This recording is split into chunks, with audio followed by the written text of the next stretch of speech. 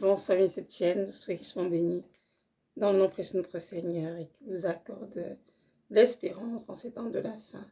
Aujourd'hui, nous allons parler du châtiment du Seigneur. Oui, il faut en parler parce que le Seigneur Jésus-Christ châtie ses enfants et il le fait pour le bien, bien sûr, parce que notre Dieu n'est pas un tyran, n'est pas un dictateur, mais c'est un Père qui nous aime, qui est concerné pour nous et qui désire nous voir grandir, maturer en lui et devenir des hommes accomplis qui sont capables d'écouter le Seigneur et de faire ce qu'il attend d'eux. Donc, mes frères et sœurs, le châtiment d'être vu comme un sujet de joie, en fait, pour nous, chrétiens, parce que c'est dans le châtiment que Dieu, en fait, nous forge, nous façonne et fait de nous vraiment des hommes et des femmes à son image. Si on lit dans la parole, un texte dans Hébreux 12, versets 4 à 11, dans lequel justement le Seigneur parle du châtiment. Donc, c'est écrit, Hébreux 12, verset 4, vous n'avez pas encore lutté jusqu'au sang en luttant contre le péché. Et vous avez oublié l'exhortation qui vous a été adressée, comme à des fils. Mon fils, ne méprise pas le châtiment du Seigneur et ne paie pas courage lorsqu'il te reprend. Car le Seigneur châtie celui qu'il aime et il frappe de la verge tous ceux qu'il reconnaît pour ses fils. Supporter le châtiment, c'est comme des fils que Dieu vous traite. Car quel est le fils qu'un père ne châtie pas? Mais si vous êtes exempt de châtiment, auquel de tous ont droit, vous êtes donc des enfants illégitimes et non des fils. D'ailleurs, puisque nos pères, selon la chair, nous ont châtiés et que nous les avons respectés, ne devons-nous pas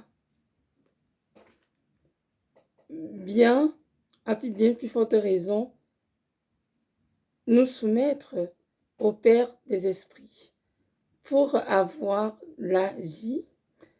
Nos pères nous châtiaient pour peu de jours, comme ils trouvaient bon. Mais Dieu nous châtie pour notre bien, afin que nous participions à sa sainteté. Il est vrai que tout châtiment semble d'abord un sujet de tristesse et non de joie, mais il produit plus tard, pour ceux qui ont été ainsi exercés, un fruit paisible de justice. Alors voilà, parole du Seigneur. Je suis désolée pour la lecture assez lente, c'est parce que je ne vois pas bien. J'ai des problèmes de vue qui ne sont pas réglés du tout par les verres, donc je me débrouille avec cela quand je peux. Donc je suis désolée pour l'inconvénient. Donc voilà, je reviens dans mon texte qui est dans Hébreux 12, verset 4 à 11, pardon. Donc c'est question du châtiment. Hébreux 4, verset 1, non, Hébreux 12, verset 4 dit ceci: vous n'avez pas encore résisté jusqu'au sang en luttant contre le péché. Nous devons aussi comprendre que le contexte dans lequel ceci est écrit, c'est parce que Dieu nous châtie pour en fait nous amener à délaisser le péché. Amen. Donc le châtiment du Seigneur, c'est une punition, une peine désagréable en fait, qu'il nous inflige à nous qui sommes ses enfants, bien sûr légitimes, pour nous sortir du péché, nous amener dans la sanctification, à prendre part à la sainteté. Donc verset 6 dit ceci: et vous avez oublié l'exhortation qui vous est adressée comme à des fils. Mon fils, ne méprise pas le châtiment du Seigneur. Toutes les questions ici, vraiment, de ne pas oublier l'exhortation adressée aux gens de Dieu dont nous en faisons partie. Nous, les chrétiens de ce temps, ne devons pas mépriser le châtiment du Seigneur, c'est-à-dire nous ne devons pas rejeter, refuser, non.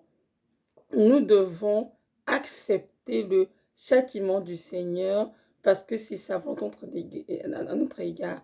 Si nous faisons des choses qui ne sont pas bien dans le Seigneur, si nous prenons des voies qui sont contraires à ce qu'il attend de nous, ben, à un moment donné, il se pourrait que lorsque le Seigneur essaie de nous interpeller pour venir à l'ordre et qu'on résiste au Seigneur, à un moment donné, il va laisser l'ennemi frapper et là, on peut être châtié et nous devons accepter le châtiment qui vient de Dieu et c'est Christ, toujours verset 5, et ne peut pas courage lorsqu'il te reprend.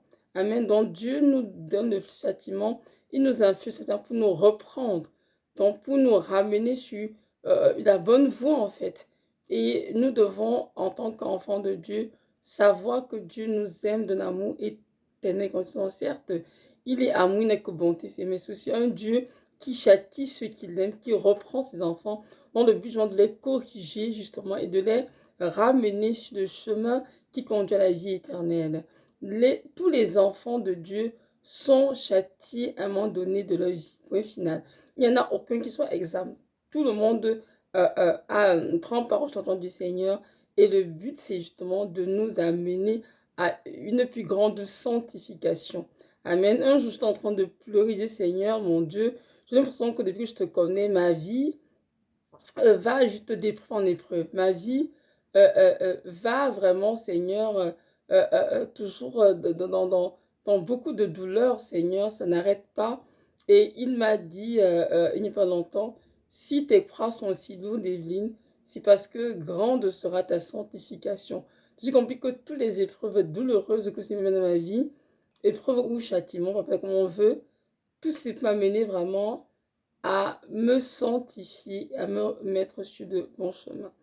Et donc, ici, verset 6, car le Seigneur châtie celui qu'il aime, et il frappe de la verge tous ceux qu'il reconnaît pour fils. Amen. En effet, notre Dieu ne châtie pas les païens, notre Dieu ne veut pas châtier ou reprendre ceux avec qui nous avons une relation. Notre Dieu châtie, reprend les enfants qu'il aime, qu'il a rachetés avec son sang précieux à Golgotha. Et ces enfants-là sont des, comment dirais-je, sont vraiment des âmes dans le main du Seigneur qui sont en formation et doivent être formés pour des vases d'honneur, des vases sanctifiés, utiles au Seigneur. Et pour ce fait, il a besoin des fois de permettre que nous soyons châtiés pour nous redresser. Et c'est important que nous comprenions cela parce qu'il y a parfois, le châtiment de Dieu est parfois vu comme, excusez-moi,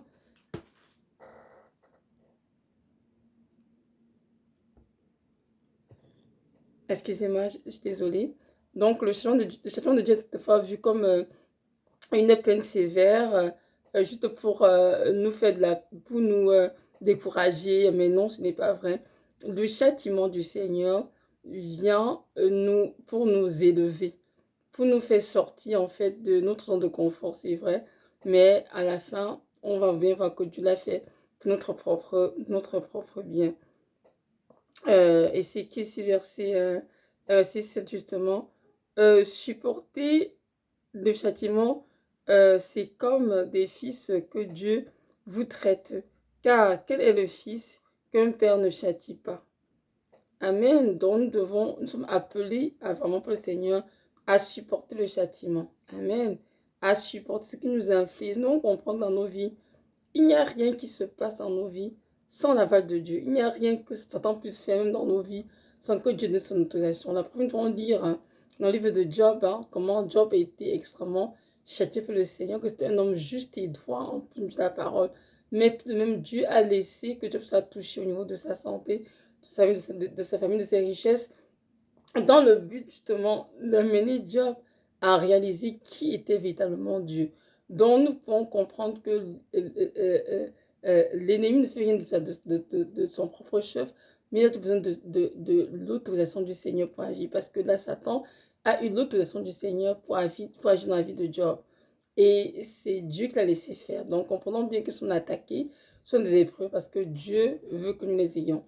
Et nous devons donc tout simplement supporter le châtiment du Seigneur avec beaucoup d'endurance, beaucoup de tendresse et comprendre que c'est sa volonté à notre égard.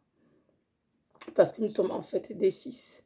Et en effet, si nous sommes des enfants de Dieu, nous devons attendre à ce qu'il nous châtie parce qu'il est aussi un Père. Amen. Mais si vous êtes exempt du châtiment auquel tous sont droits, vous êtes donc des enfants illégitimes et non des fils. Ah, waouh! Donc ici, c'est encore très clair, le Seigneur nous fait comprendre simplement que nous ne sommes pas exempts du châtiment parce que si nous sommes des enfants illégitimes. Et ça, ce n'est pas bien, justement. Donc, si tu m'écoutes en ce moment et que tu reconnais que le Seigneur Jésus-Christ t'a engendré et que c'est lui qui t'a racheté de la mort, de son sang précieux, alors sache qu'il est ton Père et toi, tu es son fils ou sa fille et tu dois donc faire partie de ceux qu'il va châtier car il le fait pour ton propre bien. Verset 9. D'ailleurs, puisque nos pères, selon la chair, nous ont châtiés et que nous avons respecté, ne devons-nous pas, à bien plus forte raison, nous soumettre au Père des esprits pour avoir la vie, parole du Seigneur. Waouh! Donc ici, vraiment, on fait la comparaison entre deux pères dans la vie de père biologique, en fait, qui châtie ses enfants dans le but de revenir à l'autre. Donc Dieu aussi est un père pour nous. Il a le droit de châtier ses enfants dans le but de les redresser. Et ce châtiment est produit en fait plus tard vraiment ce qu'on appelle la vie éternelle. C'est important de comprendre cela parce que parfois on voit le châtiment du Seigneur juste comme quelque chose de mauvais qui vient nous donner la peine, qui vient nous décourager, pardon. Mais en fait, le châtiment de Dieu est là avec un but précis à atteindre. C'est notre sanctification, c'est sûr, à court terme, mais aussi le but d'avoir la vie éternelle. Parce qu'il y a des chrétiens qui marchent n'importe comment et qui vivent n'importe comment. Et si Dieu va devoir les reprendre pour les ramener sur le droit chemin, ces chrétiens ne pourront pas avoir la vie éternelle. Ils vont se retrouver en enfer. Et ce serait dommage parce que Dieu nous a créés pour un but, pour nous sauver et aussi pour nous conduire au paradis. Ça, c'est important de le réaliser parce que le Seigneur Jésus-Christ n'est pas faire un sacrifice au Golgotha pour nous retrouver en enfer à la fin de notre vie. Non, loin de là. Il nous a donné la vie éternelle de la parole. Et ce salut dont on parlait est toujours en espérant. C'est pour laquelle, chemin faisant, nous devons nous sanctifier, être corrigés par le Seigneur, être retrécés par lui afin de ne pas nous retrouver ce chemin large parce que qui conduit en enfer. De nos jours, il y a beaucoup de chrétiens qui ont beau se crier Amen, ça et là, rester des versets. Ils ont Bible en main, mais ils sont sur le chemin large parce qu'ils sont venus en enfer. Parce que ces chrétiens-là n'ont pas la vie de Dieu. Et ces chrétiens ont besoin justement d'être châtiés par le Seigneur pour les ramener sur le droit chemin. Le Seigneur est là pour nous former, nous retenir cela. Il nous aime, c'est vrai, mais qui dit aussi aimer, qui dit aussi prendre soin, corriger, former, enseigner, etc. Dans le but de nous redresser, pour que nous puissions entrer au paradis. C'est très important de mentionner cela.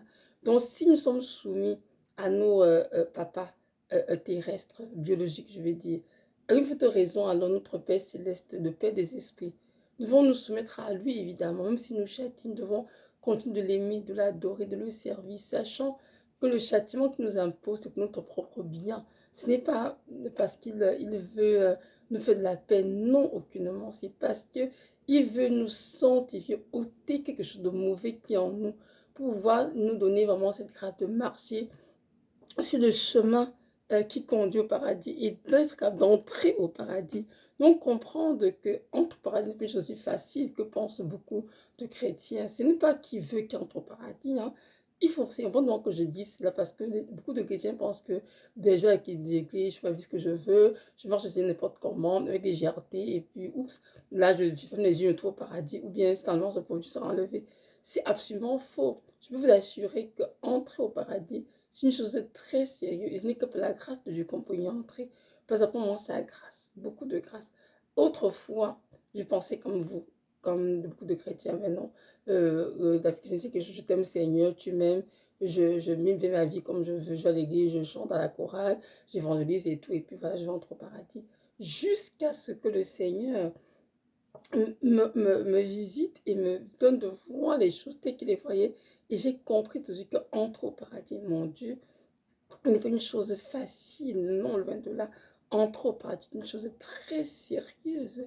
Entrer au paradis est une chose qui n'est pas du tout évidente. Et nous devons vraiment travailler avec, à notre avis, avec crainte et tremblement, comme l'a dit l'apôtre Paul, afin justement d'hériter de ce salut qui nous était promis par le Seigneur. C'est très important de dire cela. Mes frères et sœurs, si Dieu nous châtie, c'est parce qu'il veut nous donner la vie éternelle. Vous savez, dans le psaume